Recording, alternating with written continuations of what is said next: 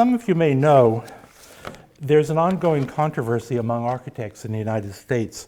It has to do with a proposed alteration to the American Institute of Architects Code of Ethics, a group called Architects, Designers, and Planners for Social Responsibility has proposed that the Code of Ethics include a new declaration that members shall not design spaces intended for execution or for torture or other cruel, inhuman, or degrading treatment or punishment, including prolonged solitary confinement.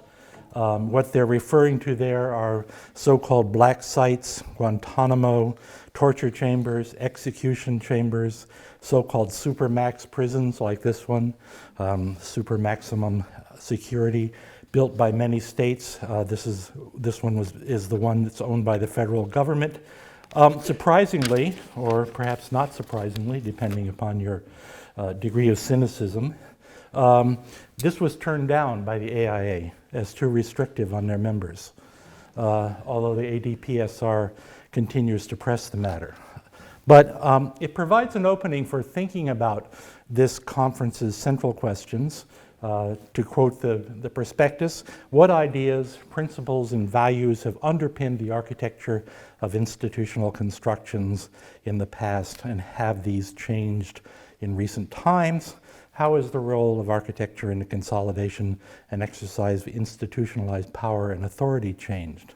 In keeping with the historical nature of this conference, and also my own vocation as a historian and a citizen, rather than an architect or a penologist or a member of the secret police, I want to ask about the roots of these nightmarish institutions that some architects are unwilling to renounce, and of the role of architects as well as politicians, professionals, reformers in creating them.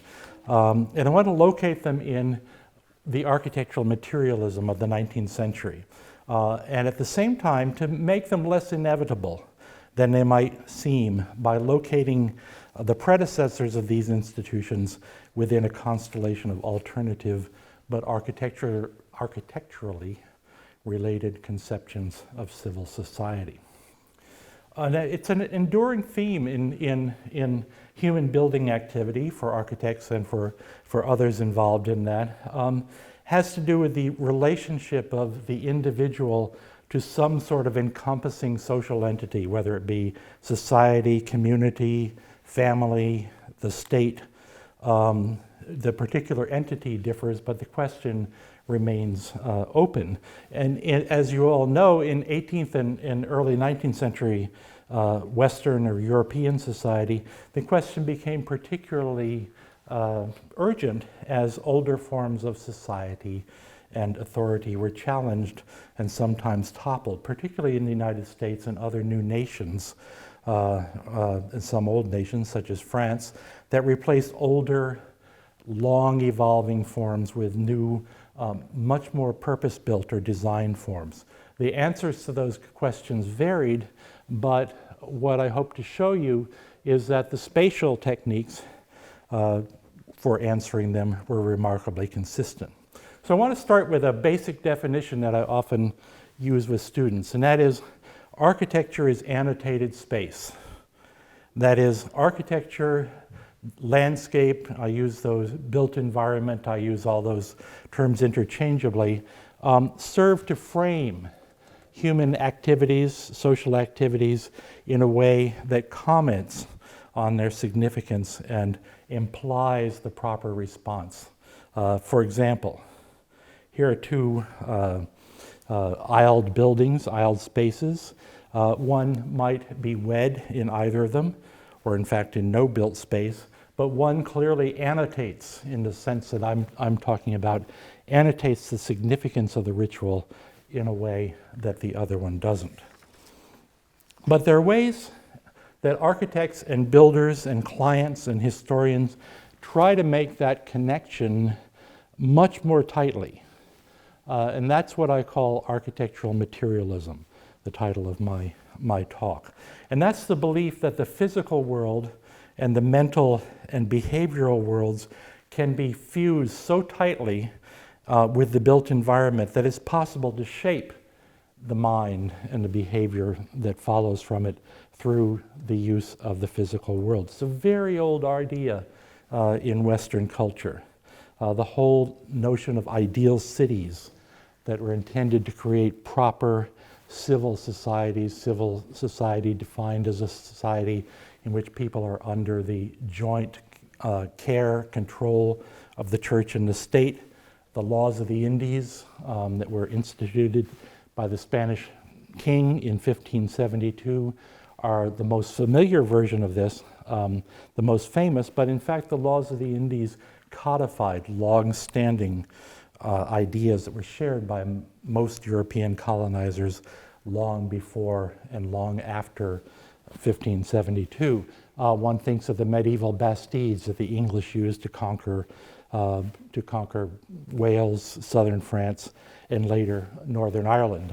On the right, you see a plan of Londonderry in 1622. On the left, you see a plan of Mendoza, Argentina, a Spanish colony founded before the laws of the Indies were formally published, but in invoking all those ideas. And those ideas come down to a very basic spatial form. That is, individuals or households encircle a civic or religious or police space, a space that represents society as it is, society is ideally conceived by those who have created this imagination. So in Mendoza, the central space has the church and it has the residence of the governor. So does in Londonderry, again, there's a central space that has the major public building in it, and then in both cases, individual households are arrayed in more or less a grid around the central space. An example that from the period that I'm talking about tonight was created by Joseph Smith, who some of you know is the founder of the Church of Jesus Christ of Latter-day Saints, the Mormons. And very early on, Smith imagined that the Mormons would move from their places they were founded in the eastern United States and would find some Zion, some place unsettled by Europeans to create a kind of religious utopia. And he drew this plan, the one on the left, as his idea of how that should be laid out.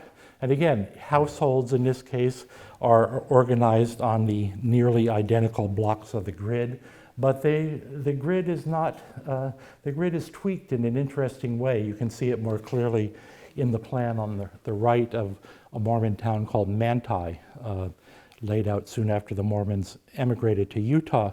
And that is, the streets are very wide, and the plats, as you can see, are turned at right angles to one another. The whole point of this is to isolate individual households from one another. So you typically face the side of another household across a street, very wide street. At the center, you can see there are 3 blocks that he's colored in. 2 of them are for religious institutions, and those little smudges in them, in those 2 blocks are little places of meeting for the Mormons. Divided themselves into 12 priesthoods, and almost every adult Mormon male was absorbed into those 12 priesthoods. And then the blank block to the left of it was for bishops' storehouses. In the early days of Mormonism, it wasn't a communal religion, but it was a religion which involved kind of elaborate self-help internal charity organization. So we have individual families which are, as much as possible in a small town like this, organized throughout the grid in a way that keeps them separate from one another in their daily lives, tied into the community through the male heads of household.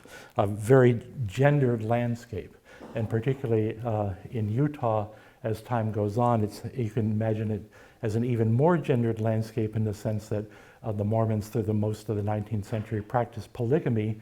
So many of these households would have, many of the men who were meeting in the center would have several households scattered through this town for their separate wives.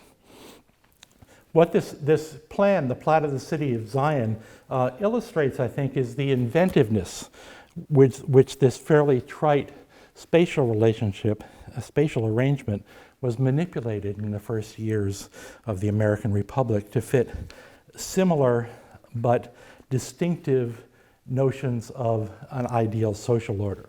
So let's move to another example, another kind of spatial order, camp meetings, or sometimes called protracted meetings. They sprang up in the U.S. around 1800, and it used to be thought that they were invented there. There's now some scholarship to suggest that there were a few of them in the United Kingdom before this. But basically, they are as developed an American institution. What they try to create, very much as the Mormon Town aims for, is a new kind, different but still new kind of sociality that is opposed to that of secular, commercializing, capitalist society of the early 19th century. So here's an image of the way of good and evil. So if you go the way of commercial life, you end up in the workhouse or the prison and finally in hell. If you go through the church and the church school, then you end up presumably in the state capitol and perhaps ultimately in hell as well. These evangelicals, as they came to be called, increasingly understood religious conversion to be something facilitated by social interaction, and also facilitated by bodily stimulus, by immersion in a world of what seemed to people outside chaotic sensory impressions. They were widely influenced by a very widespread idea in the early 19th century that consciousness and behavior were physiologically based. That just as there was an organ for seeing, an organ for hearing, an organ for speaking, smelling, there was also an organ for morality. It was somewhere in your body, and just as disease could affect your ability to see, disease could affect your ability to hear, disease could also affect your ability to be moral. Similarly, if you were immoral, this made you more likely to catch, more susceptible to disease. So people who were, say, blind or mute were often thought to be morally suspect because their physical capacities were the fallibility of their physical capacities suggested that they might be morally fallible as well. So what that meant was that your human surroundings and your physical surroundings affected, for better or for ill, the function of your physiological organs, including your moral organs, and that these effects in turn could be seen in your behavior. So evangelicals in particular understood speech as a potentially powerful kind of central experience. It could be potentially connective, it could be disruptive, it could be transformative of human consciousness and society. It goes back to the Protestant Reformation and the idea of preaching as a way, an avenue for grace. So the reorganization of Protestant churches immediately after the Reformation, like this church, so that everything focuses on the pulpit rather than an altar or a chancel. The church is organized in a way that brings as many people as close to the pulpit as possible, so that you have the potential of being affected by the words of the preacher. What happens in what's called in the United States the Second Great Awakening, a religious revival that happens about the time that camp meetings begin, is that preaching is recast. Preaching in the 17th and 18th century tended to be kind of argumentative. It tended to be like a treatise, that you convinced people if God allowed them to be. You convince them of the truth of religious truths. But in the early 19th century, it becomes emotional. It becomes something that attempts to get past your rational defenses and affect you in much more emotional ways, but at the same time, just as carefully designed and executed as those old treatises of the 17th and 18th century. Charles Grandison Finney, who was a major leader in this movement, always talked about preaching as being the application of right means rightly constituted. So even though you were making emotional appeals rather than intellectual ones, the preacher had to be very conscious of what he was doing, inevitably in the early 19th century, and how he wished this to affect the psychology of his hearers. It's not an accident that much of this development takes place within Methodism. Those of you who have read E.P. Thompson know that he showed us that Methodism in the late 18th century among the English working classes was an avenue for self-improvement. It was a way that members of the working classes who aspired to higher social status could discipline themselves, turn themselves into more respectable people. Over the course of the 19th century, this desire for self-improvement, self-creation, if you want to call it, increasingly focused on spiritual reconstruction. In the middle of the 19th century, the idea of perfectionism, that somehow if you were converted, if you were in a proper relationship with divinity, that it was not possible to do wrong anymore. This goes on to an idea which is still very, very powerful, particularly in African American religion, of sanctification. That somehow after you're converted, you receive a second blessing that lifts you out of the world of sin. Those of you who know Marvin Gaye's song, "Let's Get It On," he says, "Do you know how it feels, baby? Kind of like being sanctified." It's out of that tradition, carried on in the late 19th century into Methodist offshoots like Pentecostalism and holiness. So this idea that physical transformation can create a spiritual transformation is one that's very, very powerful in the camp meeting tradition. So we could call this tradition self-therapeutic. It develops characteristic spaces in these camp meetings. What a camp meeting is a temporary religious gathering in some rural place. People come together for several days to several weeks. They set up tents. As you see, this is a drawing by the person who considered himself the first professional architect in America, Benjamin Latrobe, an English emigre. So here are the tents around the edges. Here are where the hearers are. Here's the pulpit, the place from which the preaching takes place. Just to make an important point, although all of these forms that we're looking at aim to create a new kind of society, they also all have embedded in them social assumptions that aren't challenged. So we saw gender in the Mormons. In this camp meeting, men and women are separated, and then Negro tents are behind the stage. So it's racially segregated as well. So the first point of a camp meeting, going out here into the woods, setting up tents, staying there for a time, is to separate yourself from ordinary existence. Separate yourself from your selfhood as a secular person, a person who belongs to that world we saw in the way of good and evil. Just as Mormon families in the Platte of the City of Zion are separating themselves from one another, except when they come together in the center for religion. B.W. Gorham, people in the 19th century liked to write, as you know, self-help guides, how to do something or other, and he wrote a camp meeting manual.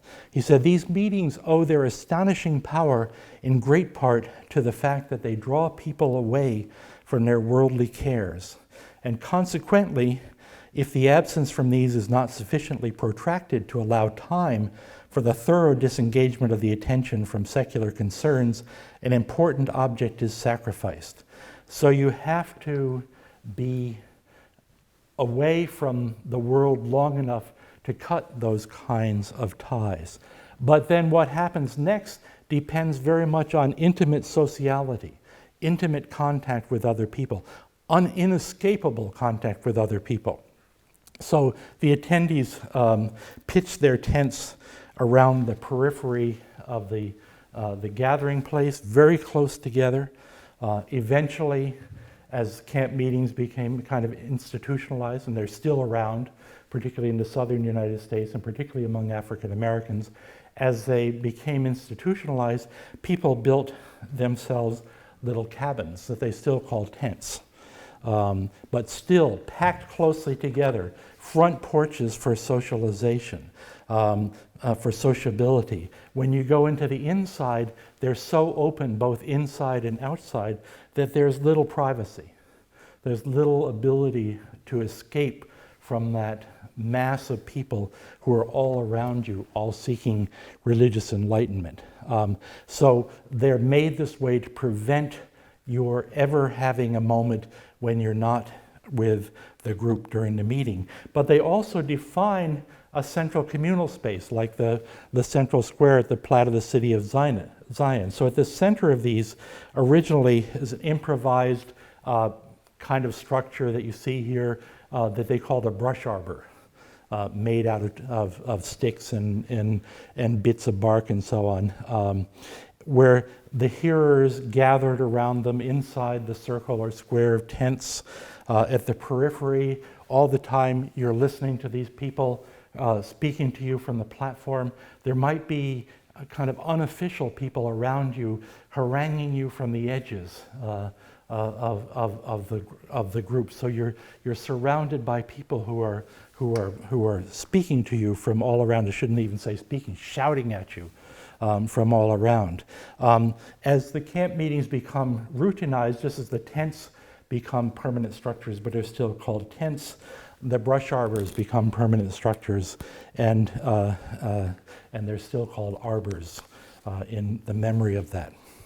And then in front of the altar, in front of the major speaking stand, there's a little fenced-in area that's sometimes called an altar and oftentimes called a mourner's bench. And that's where, as you begin to feel yourself give in to the blandishments of these preachers, you begin to feel yourself on the verge of being converted. You go sit in this area in front of everybody, seen by everybody, right under the preacher, increasing the pressure on you to give in.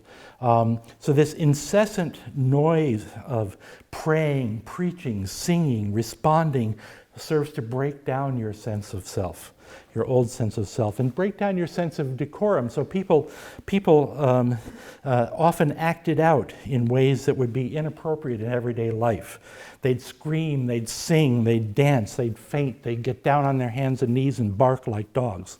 You see some people doing that in this image. And in African American church today, it's called getting happy. James Baldwin, if you've ever read his novel, Go Tell It on the Mountain, describes his experience, well, it's fictionalized, his experience as a teenager undergoing this kind of experience in his church.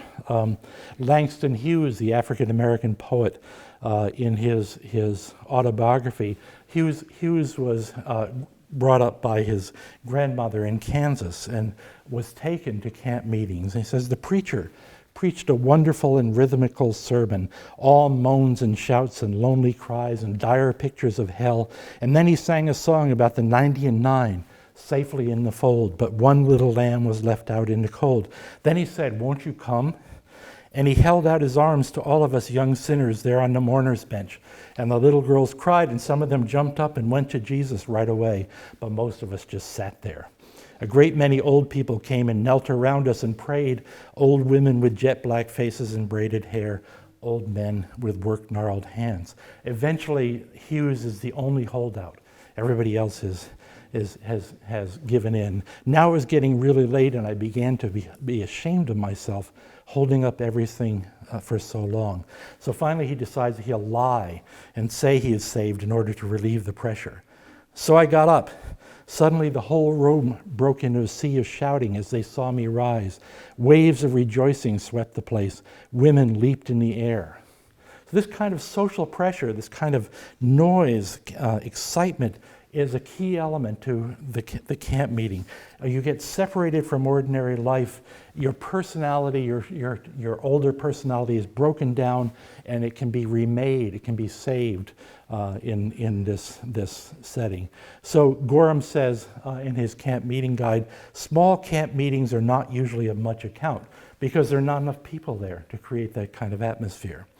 There's no critical mass, and he gives very careful instructions for laying out the camp meeting in the most effective way to carry out this conversion. The plan I showed you was from his book. So he describes a very standard layout for creating these emotional goals that think back to Finney's right means rightly constituted.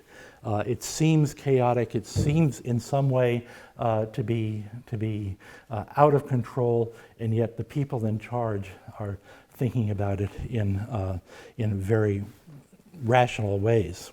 So let's use the camp meeting as a touchstone for our other explorations. The points, it's similar if we look at this plan of a camp meeting that still exists in North Carolina. The central space, the space of community or of the envisioned society that I talked about earlier. People arranged around in essentially identical but individualized spaces. But the relationship of the individual to the group, the separation from the exterior world, from one's older self, the intention to create a new self, based on, in this case, on this intense sociality that overwhelms rationality, that overwhelms your senses, and then transform you, all within this very standardized setting with a central, what we might call the workspace, just like the plaza in the Spanish town, like the church blocks in the Platte of the city of Zion. Another point, for many people, many skeptics, what was significant was this kind of transformation was achieved by non-specialists. These kinds of religious experiences emphasized uneducated or non-trained clergy. The person who is preaching to you was a person who was not much different from you.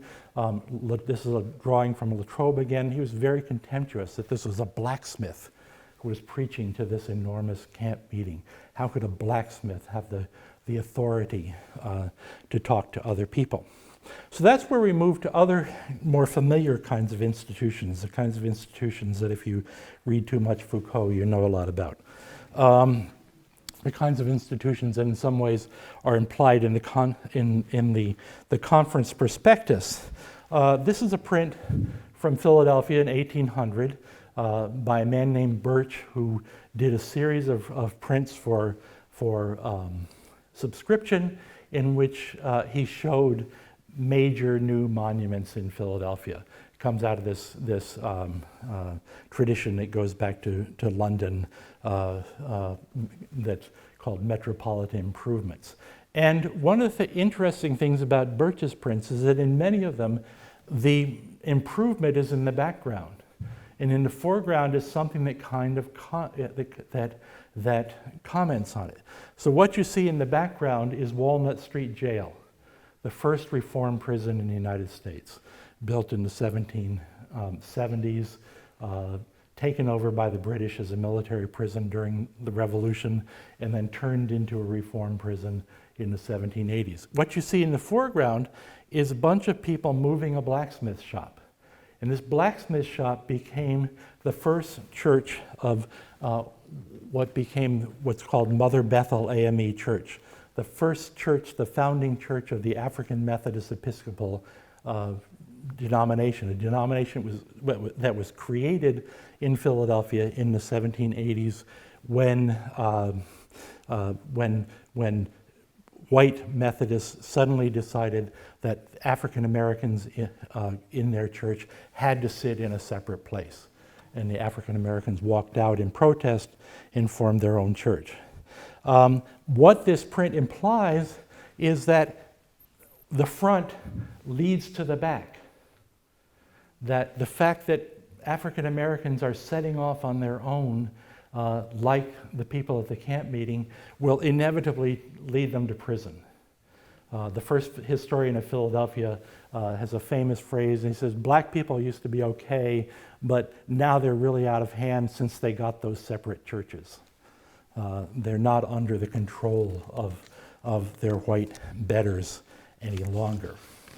So, this kind of thinking that people like the members of Mother Bethel AME Church or the people at the camp meetings need to be guided, need to be controlled by their social or political or religious betters is what leads to the more familiar kinds of so-called therapeutic institutions or total institutions. They too are looking to reconstruct people's social identities through bodily intervention. Now, since evangelical religion, which was called by its opponents enthusiasm, was often treated as a kind of insanity, and people were thrown into asylums for being too religious, we'll look next at insane asylums. These, more vividly than camp meetings, are partake of a spatial form that appears fairly suddenly in the United States at the end of the 18th century and takes off in the early 19th century. This happens a little earlier in Europe. It's a plan, these are spaces that are all organized as grids of nearly identical spaces strung along circulation spines. And if you think of those plans I showed you of camp meetings, all those tents packed closely together are laid out in grids or in some sort of streets. The plat of the city of Zion certainly laid out that way. What you see here, and by a circulation spine, it can be in a building, a corridor, in an open space. It's a street. But this is the United States Treasury Building. This is the University of Virginia. This is the original plan of New Orleans with its early suburbs. This is the Friends Asylum, insane asylum that I'll talk about in a minute. This is the Eastern State Penitentiary, which I'll also talk about.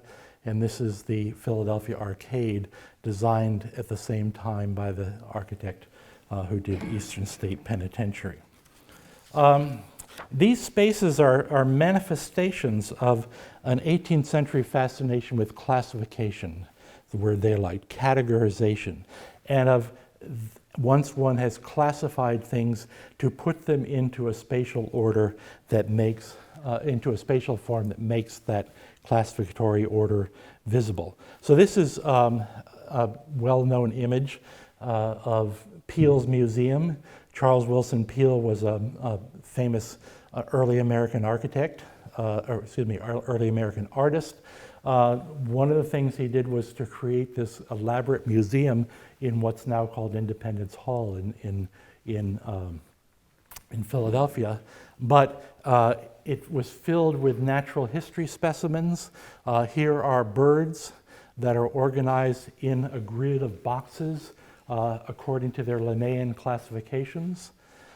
These are famous Americans, some of them political figures, and then as Peale got older and older, he added paintings of people who lived for a very long time. But they're also organized in a grid according to his sense of their characters. So the kind of scientific classification that goes into Linnaean classification is given a kind of moral interpretation in this grid of identically sized portrait frames. So what this kind of form does, it allows you to separate things and then classify them. Separation and classification are words that appear over and over and over, usually together. And then once you've separated things, once you've classified them, you can then create spaces that allow you kind of one-to-one spatial sorting of people, of goods, of working processes in a place like the Treasury Building, of courses of therapeutic treatment in hospitals or asylums, of social interactions, of punishment in prisons. You can correlate goods and prices, or people and their modes or degrees of deviance, people and activities. These equal spaces imply that there are differences of degree among entities that are essentially similar. So in the Linnaean classification, there are differences of degree among these birds that ultimately fit into a single pattern, or up on the portraits, differences of degree among people who are all essentially comparable to one another.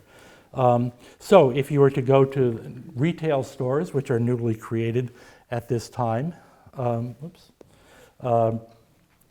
it's a phenomenon of the second half of the 18th century. You could sort goods in a gridded system of shelves by category or price, where before we know that merchants tend to just put things in piles on tables.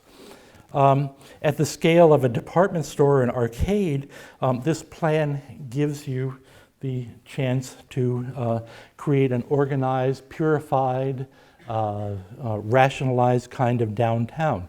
And John Haviland, who's the designer of this, and as we'll see, the designer of the Eastern State Penitentiary, an English emigre architect, was a major player in all of these kinds of new kinds of spaces in the early 19th century in the United States.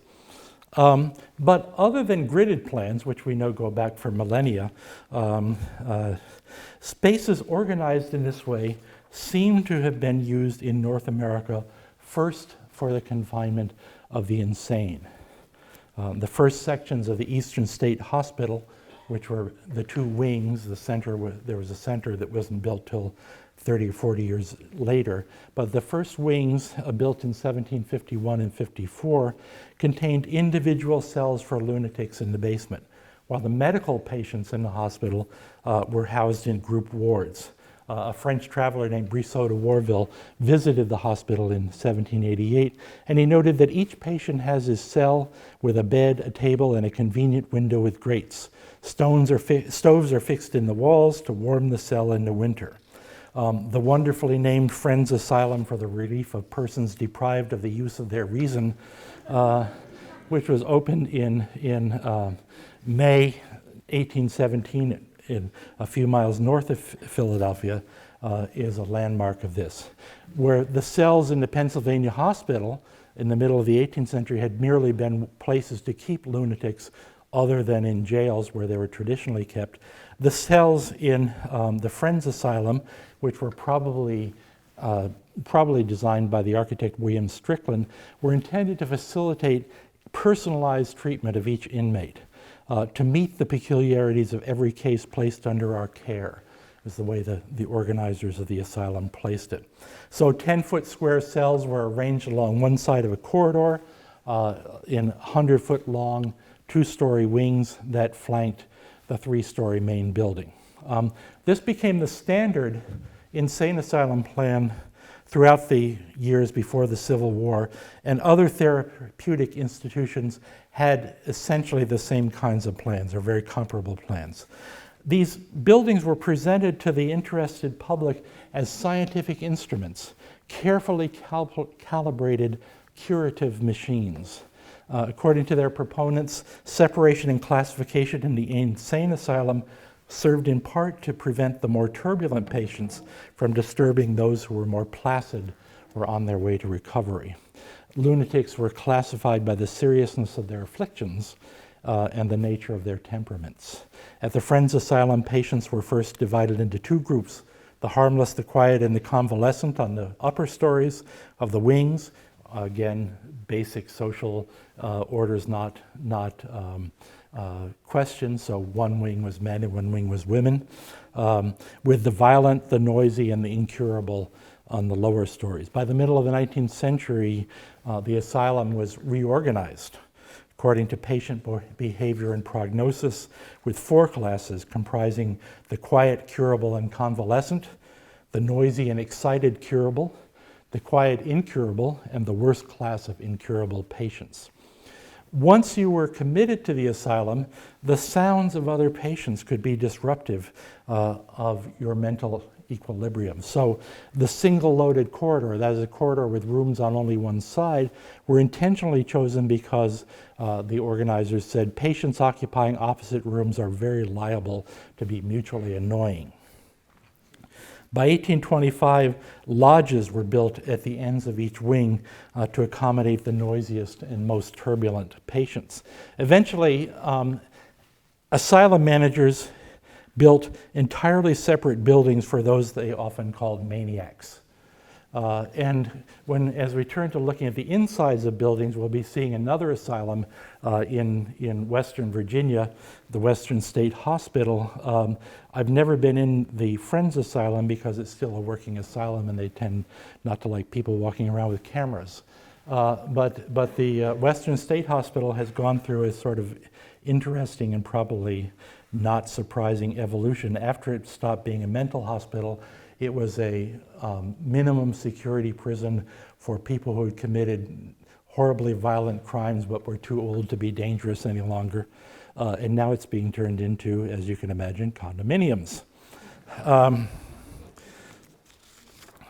Theorists of mental illness believed that the pace and confusion of modern life were responsible for many of the cases of insanity treated in asylums.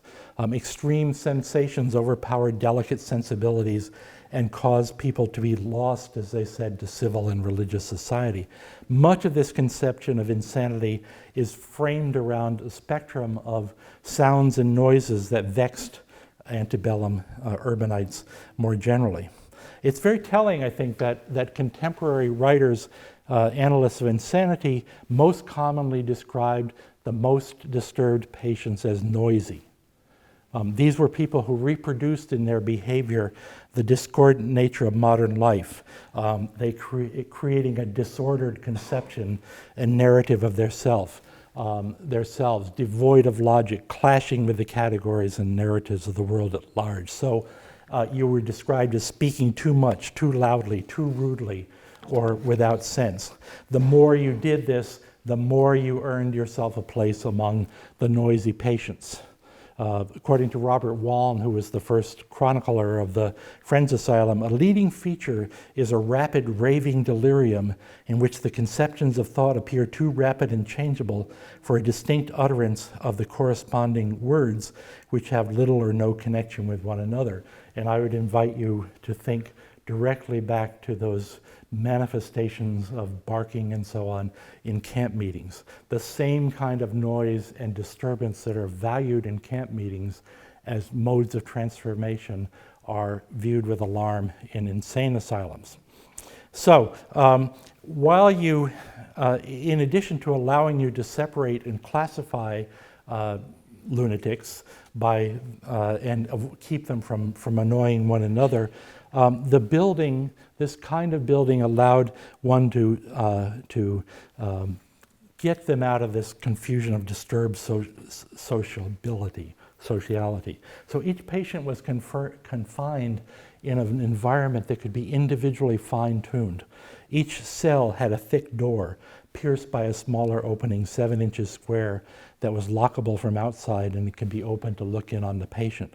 Each cell at the Friends Asylum had an exterior window and was connected opposite it to a cast iron transom over the entry door, and then to a window on the opposite side of the passage. So keepers could regulate both the amount of light and air admitted to each cell from the hallway without having any contact with the inmates. And in some rooms in the Friends Asylum, they could make them totally dark as well. All the rooms in the building had cast iron sash. In the case of the Friends Asylum, glazed below and unglazed above. The upper sash also fitted with an exterior glazed wooden sash that could be raised and lowered from the exterior by the keepers to control the amount of air. So ventilation and security separation were achieved without giving the asylum, according to the organizers, the appearance of a place of confinement. And when we get to prisons in a moment, we'll see that that's very important, the notion that the building does the work. The keepers are not your enemy. It's the buildings that are making you do this. So the cells were heated with hot air. Again, the ducts could be opened and closed from the exterior by the keepers. So the point is to isolate the patient from human and environmental stimuli. Waln wrote, "We agree with Johann Spurzheim, who is a German phrenologist, that the brain, being an organic structure, requires as to anatomy, physiology, and pathology every consideration yielded to any other organ.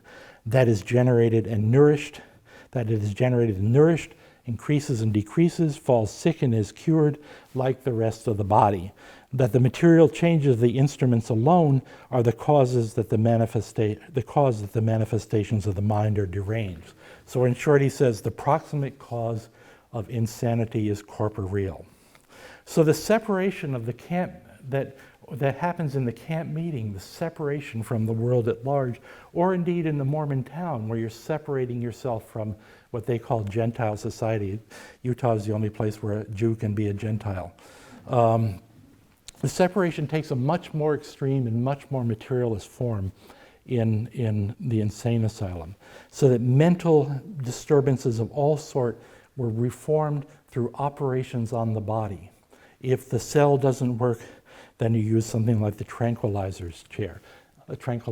Lunatics had to be calmed, was the word they liked, by restricting undesirable stimuli, putting you in a darkened room, putting you in a dim cell, and also by preventing you from acting out the impulses that your disturbed mind created by restraints of various sort. If something like the tranquilizer chair didn't work, then the techniques grew gradually more severe. And Wallen says, when persuasion and mild means fail, resort must be had to the principle of fear, which has a salutary effect upon all society. So if this image on the bottom looks like waterboarding, that's exactly what it is. And my point then being that the language, the literature rather, on these kinds of institutions, particularly under the influence of Foucault, says that they operate entirely on the mind, but they operate on the mind through the body.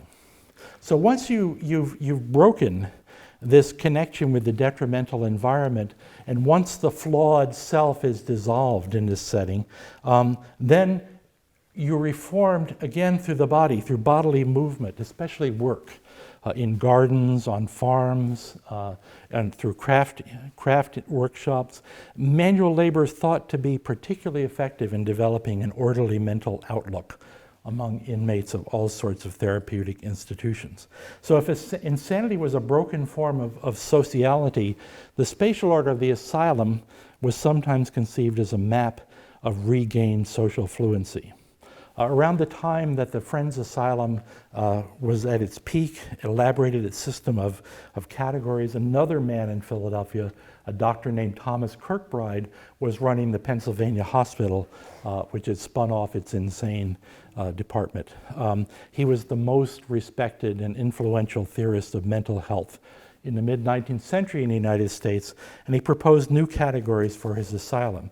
In general, he said you should arrange these classifications spatially, with the least excited, what is commonly called the best class of patients, on the upper story near the center of the building, with the noisiest farther from the center and the feeble in the lower story. So it puts sane on the top. You break out of the top and then I suppose you jump off. So we could see these as kind of axes of interpersonal facility. So while the celled plan of the asylum allows the individual to be separated from society, resocialization is equally important. And we spend so much time talking about with asylums or similar kinds of institutions, talking about the cells, that we overlook an equally important part, and that's that big center block in the middle of them. It's like the plaza, like the temple block in the plat of the city of Zion, like the central area of the camp meeting where people come together. These large central blocks contain gathering rooms. They contain rooms for the residences of physicians and overseers. They contain parlors and rooms for socializing among the inmates and for them to socialize with their relatives. They often contain chapels to reinforce the socializing nature of the institution by giving it a kind of supernatural authority. As patients convalesced, they spent less time in their cells, more time in day rooms, and again, one for each sex, but also in insane asylums, one for each social class, increasingly, that allowed them to relearn the pleasures of ordinary sociability with other people who were at a similar stage of recovery. Dinner was another social ritual that allowed patients to be re-socialized. At the Friends Asylum, it was the only place that male and female patients saw each other, and then they were placed on opposite sides of tables. In some asylums, each class of patients had their own dining room, but sometimes patients dined together with the superintendent and staff, and as one report said, and eat of the same food with as little noise as is found in families of equal numbers. In other words, this is success. It turns you back into a normal socialized person who can mix with other people in acceptable ways. So separation breaks down the diseased self, and that's then restored. That self is then restored to sociality that mixes people of different types. So in thinking about these things, the plat of the city of Zion, the camp meetings, the insane asylums, I want to make 2 points. One is that all institutions have to be understood as members of the same class. They were understood that way by their creators. They were understood to be variations on a single theme. In 1829, a group called the Boston Prison Discipline Society looked back with great satisfaction on their first 4 years, and they said that they had demonstrated the connection between architecture and morals. There is such a thing as an architecture adapted to morals, and other things being equal, the prospect of improvement in morals depends in some degree on the construction of buildings. If there are principles in architecture by the observance of which great moral changes can be more easily produced among the most abandoned of our race, meaning criminals, are not these principles with certain modifications applicable to those persons who are not yet lost to virtue, but prone to evil? And so they thought, well, who could benefit from this kind of moral architecture?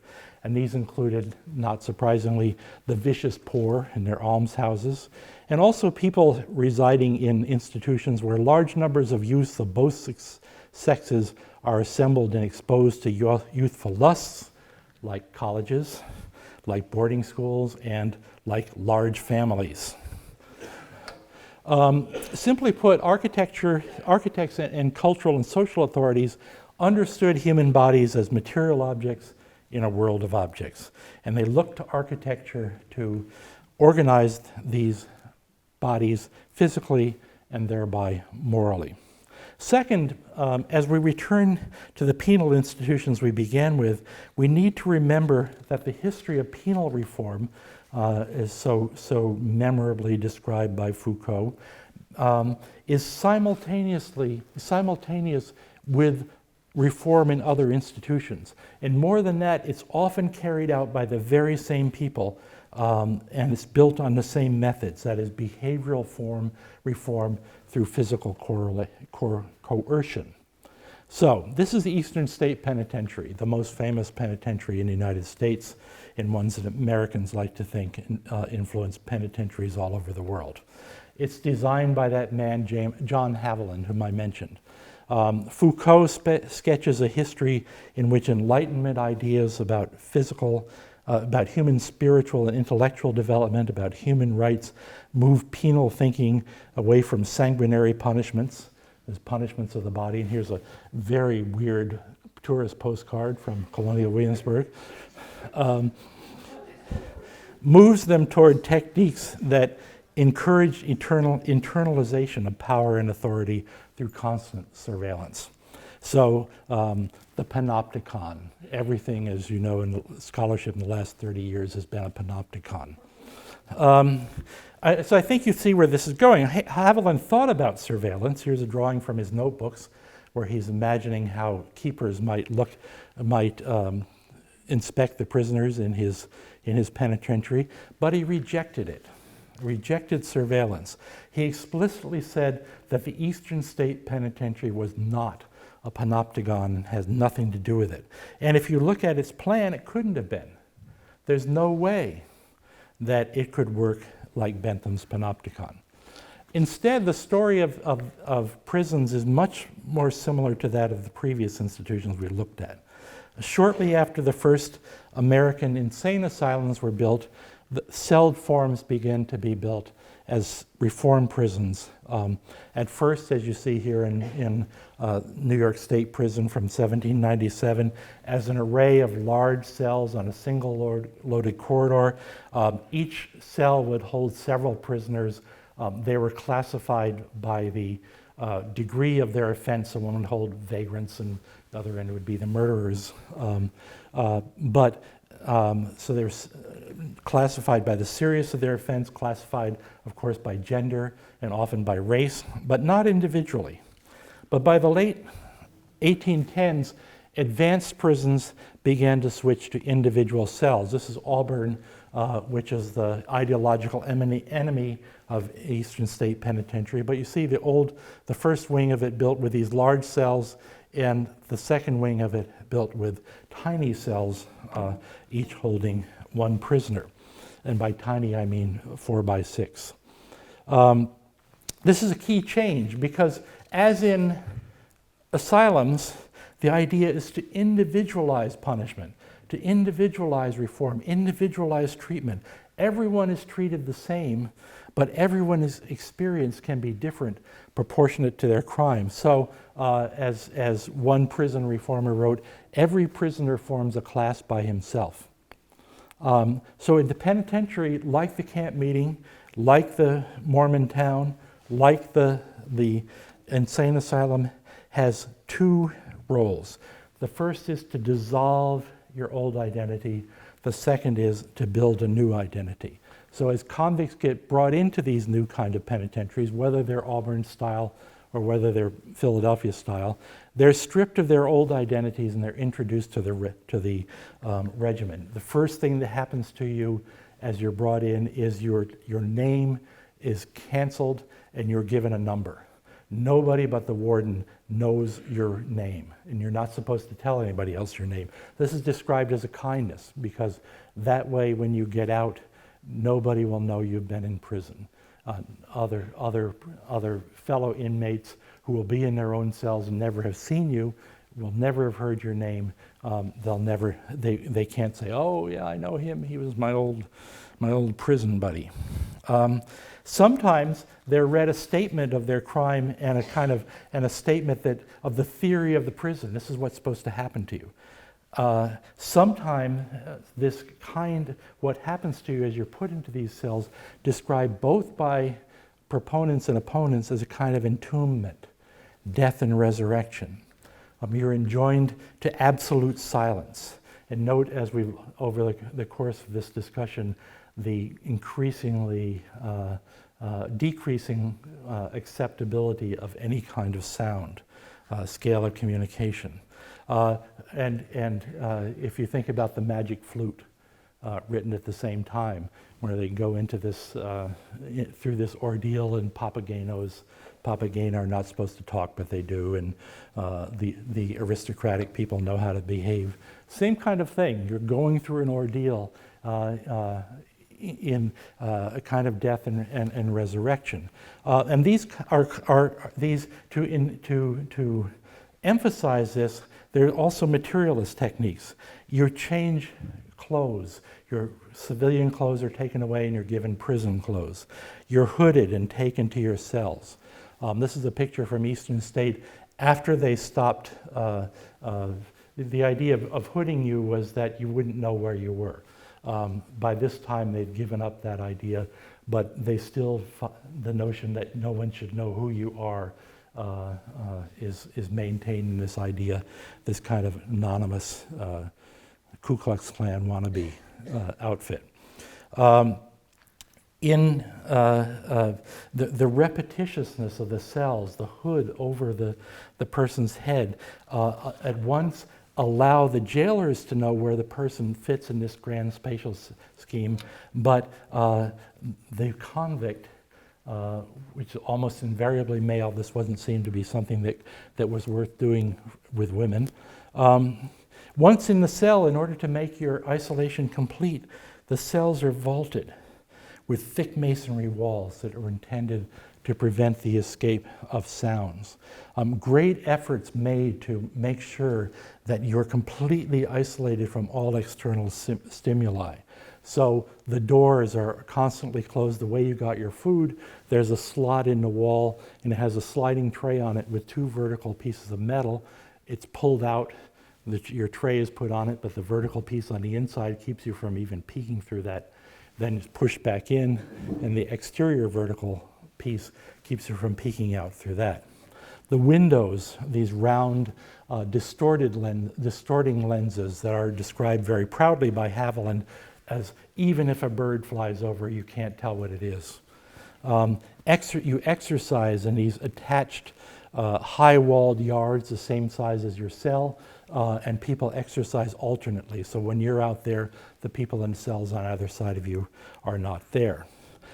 Just as in the insane asylum, Haviland attempted to control heating services to make the cells comfortable, but to control them from the outside, to cut off the ability to communicate through the heating pipes, so you couldn't peck on them. This was not successful. He took great care and devoted a sort of strange amount of time to thinking how much water the toilets had in them to make them work as toilets, but not to allow you to communicate with adjacent cells by tapping on them. Here's drawing from his notebook showing him thinking about this issue. The physical also aids in re-socialization, but in a very different way. Very different quality from other institutions, but using similar techniques, the idea of work. So when you're put in your cell for 30 days, you're there, you never see or hear from another human being, you have nothing to do. After 30 days, you're allowed to begin reading, and the organizer said very proudly, soon the convict would beg for work. So here's a convict in the early 20th century caning chairs in his cell. That was through the entire history of the penitentiary. This was the kind of work that convicts could do without having to have contact with anybody else. Prison was imagined, unlike insane asylums, which were for everybody, unlike camp meetings or Mormon towns, which for anybody who would come, prison was imagined as a place for retooling the lower classes. So the work that people are given are manual trades. Inmates were to understand their places. Notice the height of the door here as opposed the exterior cell door compared to the height of the inmate.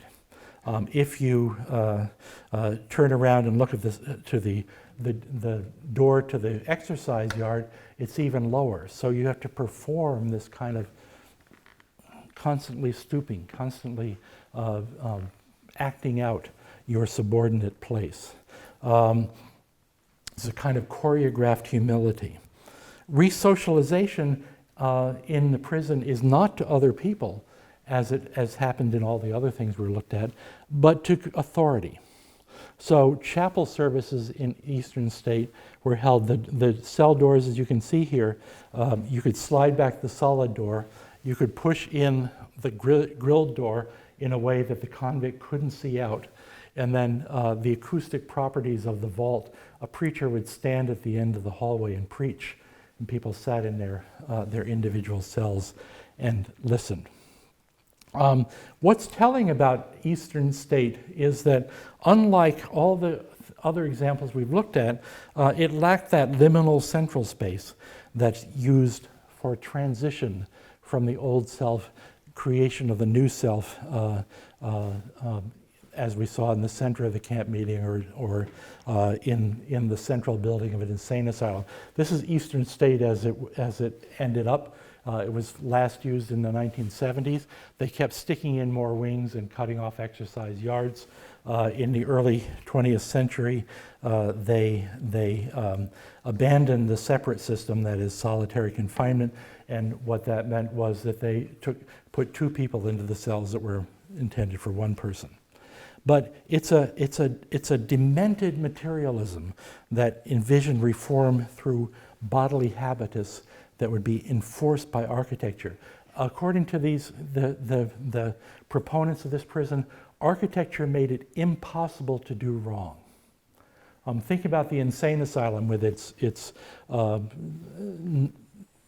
the attempt to not make you realize you're confined. According to the prison proponents, these walls and bars restrain, but do not irritate by seeming to watch and suspect the convict.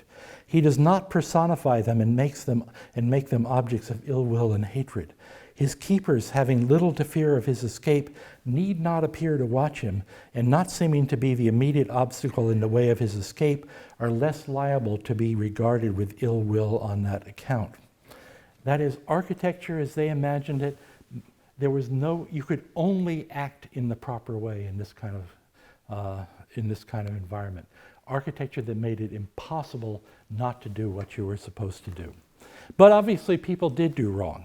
And the response to those wrongdoings makes it clear that, contrary to Foucault, these are still sanguinary institutions. The penitentiary is a bodily institution, not a mental institution. By 1835, even before Eastern State was finished, the penitentiary also already had to its credit several deaths of inmates at the hands of their jailers. One man suffocated in a straitjacket. Matthias Macumsey strangled by the use of an iron gag. This iron, you see a picture of it here, that tongue thing goes into your mouth, the chain goes around your head, your hands are cuffed together, then the chain around your head is hooked to them, and it keeps getting tightened and tightened. And very tellingly, what Macumsey was being punished for was for making noise. Another man was hung by his wrists from the exercise yard naked in the winter and had buckets of water poured over him until he froze to death. Another form of waterboarding, you can find varieties of waterboarding in every single therapeutic institution of the 19th century. So again, these techniques emphasize the materialist assumptions that shape this landscape. They were described as gentle methods to calm the mind of turbulent prisoners, just as in insane asylums. In fact, nobody was ever punished for the deaths at Eastern State. The state held hearings. They brought in physicians from the Friends Asylum and the Pennsylvania Hospital. These physicians testified that all the things that had led to these men's deaths were accepted and effective therapeutic techniques used in insane asylums, and the committee ruled that these deaths were unfortunate accidents. So although these institutions varied widely in their particular forms of deviance that they addressed, in their particular therapeutic techniques, in their specific goals and their severity, they were all linked and justified as being for the benefit of their inmates. The term I like to use is optimistic repression. You'll thank me for this when you grow up.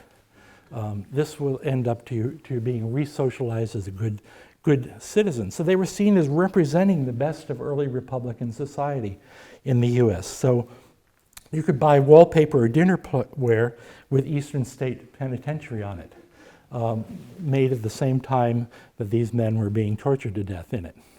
So finally, what happens to these modes of architectural materialism?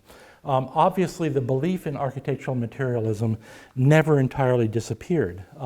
Designers, architects, planners, historians all have to believe that in some way there is a connection between the physical and the mental, or there would be no point in our doing our work.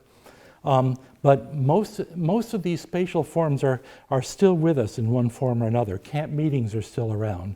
The Farm Security Administration labor camps in the 1930s were organized and imagined very much as kind of secular camp meetings. Public housing is certainly based on various forms of architectural materialism.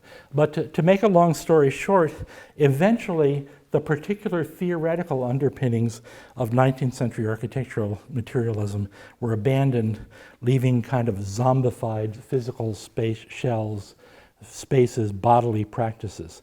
Even in the heyday of these institutions, people questioned their effectiveness, their humanity, the justice, and particularly ideas about separation and solitary confinement, seen at that time as a form of mental torture rather than of liberation as its proponents describe. One by one, these institutions abandoned solitary confinement. They abandoned torture as reformatory techniques, even the institutions who pioneered them. So as I said, Eastern State had, by the early 20th century, had abandoned solitary. Torture continues on in American prisons as an arbitrary and vengeful, on an arbitrary and vengeful basis rather than as a therapeutic technique. And here we come back finally to the concerns of the ADPSR. The new model detention centers, torture chambers, the techniques employed in them by various government agencies are nearly indistinguishable from their ancestors, except in their technological sophistication. This is a plan of a cell in that prison I showed you at the beginning. You can see first by looking at it that it's about the same size as the cells in Eastern State. All the kinds of obsessions that Haviland and his clients, all the things that Haviland and his clients obsessed over are here as well. So the toilets are remote controlled so that inmates can't abuse them. The showers are again remote controlled so that if inmates try to flood their cells, this can be prevented. These allow having the toilet and the shower in the cell, as with Eastern State, mean that one never leave one's cell. All the cells, according to one of the discussions, are soundproof to prevent prisoners from communicating with each other via Morse code. Again, something that Haviland obsessed on, the whole idea of isolation. So the cell itself is separated from the corridor. There's a very tiny window and a steel door, but there is a second set of bars so the inmate can't get that far. Here's his shower, here's his toilet and sink, here's his concrete bench and table, and here's his concrete bed. Just as Haviland with his round distorting lenses meant to keep inmates from having any contact with the outside, so the cell is designed, according to one description, designed to prevent inmates from knowing their specific location within the complex because they can only see the sky and the roof through their cells. So through their windows, a 4-inch window to the outside. And somebody, I like this drawing because it reminds me of that Spinal Tap thing where they have an argument over whether one hash means a foot or an inch in the model of Stonehenge. This cell is 12 feet wide and 7 feet this way. People at Amnesty International are obviously not architects. Inmates in these prisons exercise in a concrete pit resembling, according to one description, an empty swimming pool, also designed to prevent them from knowing their location in the facility. As in the 19th century, architectural materialism is paired with bodily duress as a control technique. This is a drawing from a former inmate of Pelican Bay Prison, California Supermax Prison, of punishment of an inmate. Here's Matthias McCumsey again, and I can't help think of him when I see these images of internees at Guantanamo. So when contemporary people are shocked at these abuses in the institutions in which they're carried out, or in fact when they're not shocked by them, it is appropriate because Americans, and not only Americans, have been treating their own citizens this way for at least 2 centuries. The difference then and now is that idea of optimistic repression. 19th century reformers had the excuse that they were refitting their subjects for a social role. In the 21st century, it becomes a cynical form of abuse that has no purpose and is meant to have no end. Sociality in this context, not reconstructed, but eradicated altogether. Thank you.